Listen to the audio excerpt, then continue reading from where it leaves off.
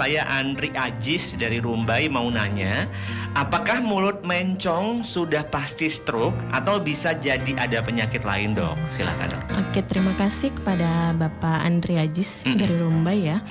Untuk bibir mencong ini memang tidak semua stroke. Bisa dikatakan penyakit Bell's palsy juga ya. Jadi Bell's palsy ini tapi kita harus ada pemeriksaan secara langsung, kita lihat kerut keningnya bagaimana untuk membedakan dia dengan stroke gitu. Kerut kening, kemudian kalau untuk penyakit stroke dia kerut keningnya itu tidak muncul gitu. Tidak muncul ya. Jadi memang kalau untuk Bell's palsy ini, Bell's palsy itu apa sih, Dok? Kerusakan saraf ketujuh, saraf wajah, tapi yang perifer gitu, yang tidak berasal dari sentral gitu, bukan dari otak. Jadi memang dia akibat virus menyerang sarafnya gitu, saraf wajah. Jadi ada tipe LMN, namanya ada tipe UMN, ada tipe LMN, ada tipe yang sentral di atas inti, ada yang di bawah inti. Nah, yang untuk Bell's palsy ini di bawah inti gitu. Dan itu tidak termasuk stroke? Enggak, bukan termasuk stroke. Dan biasanya Bell's palsy tidak diikuti dengan kelemahan sesisi gitu. Dia hanya murni saraf wajah yang gitu. Ini ya, yang terganggu. Ya, dan membedakannya juga kita lihat dia bisa menutup mata atau tidak. Kalau bisa, orang yang Bell's palsy tidak bisa menutup mata gitu. Maksudnya nggak bisa nutup mata? Iya. Tuhan tidur gimana, Dok? Melek? Iya, akhirnya ditutup gitu, ditutup. Gitu. Harus dibantu. Dibantu. Harus gitu. dibantu menggunakan Kalau tangan. stroke tidak ada masalah untuk menutup mata. Gitu. Jadi dia bisa tetap menutup mata. Selamat siang. Selamat siang. Dengan Ibu siapa di mana?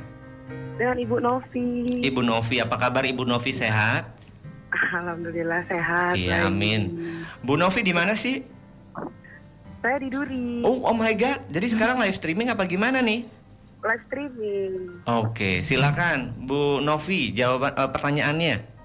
Iya. Assalamualaikum dokter. Iya, waalaikumsalam.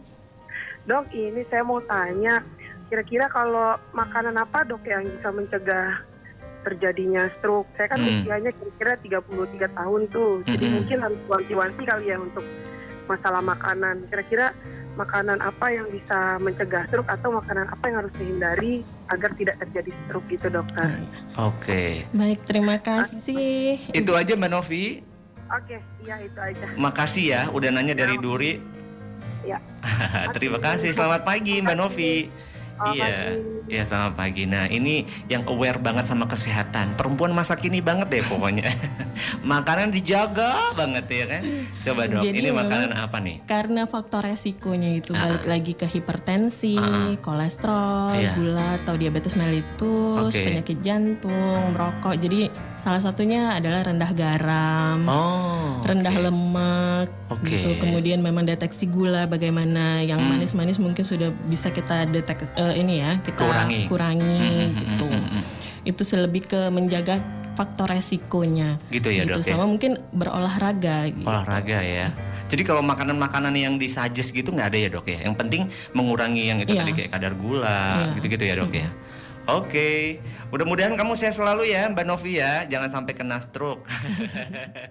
Silakan pertanyaannya Mbak Rina. Gini Dok, apakah stroke ini penyakit yang mematikan atau tidak? Gitu ya. Sih jawabannya. Makasih Mbak Rina. Oke. Ya. Mungkin saya sorry Dok. Ya.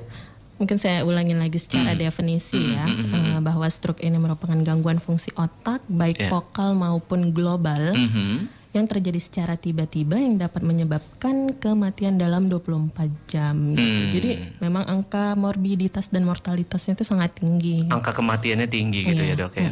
Wow. Jadi makanya tadi Mbak Rina, Dokter Lydia wanti-wanti. Jadi kalau yang stroke ini dalam 4,5 jam itu harus dapat tindakan ya, tindakan medis. Kalau nggak bisa ke rumah sakit, telepon rumah sakitnya untuk segera datang ke rumah kita atau tempat tinggal kita. Boleh disampaikan dokter terkait dengan gejala stroke ini, kemudian seberapa fatal sehingga 4,5 jam itu kita harus benar-benar mendapatkan tindakan medis bagi penderita stroke. Silakan dokter. Terima kasih. Jadi memang stroke ini bisa menyebabkan kecacatan dan kematian, sehingga deteksi dini dengan segera ke ARS itu sangat penting agar suplai darah ke otak itu dapat kita segera berikan obat untuk tata laksananya yang sesuai untuk stroke perdarahan ataupun stroke penyumbatan seperti itu. Jadi memang perlunya untuk mengontrol faktor resiko hipertensi, kolesterol, jantung, gula, merokok itu sangat penting. Itu merupakan faktor resiko mayor untuk yang bisa kita modifikasi. Dalam arti kita masih bisa mengusahakan agar tidak kena stroke. Iya. Tetapi kalau untuk usia tua itu memang juga faktor resiko, tapi kan itu tidak bisa kita kendalikan ya usia tua. Jadi memang ketika sudah usia tua mungkin medical check up-nya harus rutin gitu. Pola makan, olahraga untuk yang sudah tua mungkin bisa berjalan saja di pagi hari seperti itu. Bagi yang sudah stroke itu kan suka ada cacat yang mungkin terlambat diberikan tindakan medis itu. Itu penanganannya ada terapi kah dok atau gimana ya dok? Jadi memang pada pasien-pasien stroke ini terkadang yang sulitnya itu adalah ketika dia denial ya, tidak menerima dengan keadaan yang sudah terjadi. Makanya ada gangguan, jadinya mengalami gangguan ke psikis ya. Gitu. Jadi pentingnya peran keluarga dalam mensupport, memberi dukungan, kemudian lebih interaksi dengan pasien itu tetap kita latih untuk dia kemandiriannya. Dalam arti kemandirian itu dengan dia bisa menggunakan baju sendiri, makan sendiri, ke itu udah ke toilet sendiri. Walaupun memang kalau udah kelemahan sebaiknya sih dipantau ya, karena kita takutnya terpleset malah cedera kepala itu yang tapi untuk penusukan jari itu memang hoax gitu ya. Jangan percaya selain sama ahlinya. Apalagi cuman pesan-pesan yang diteruskan ya dokter ya. Untuk informasi yang benar valid, dengerin radio Barabas aja lah pokoknya ya. Setiap hari Kamis kita ada dokter spesialis dari Rumah Sakit Hermina yang senantiasa memberikan informasi-informasi kesehatan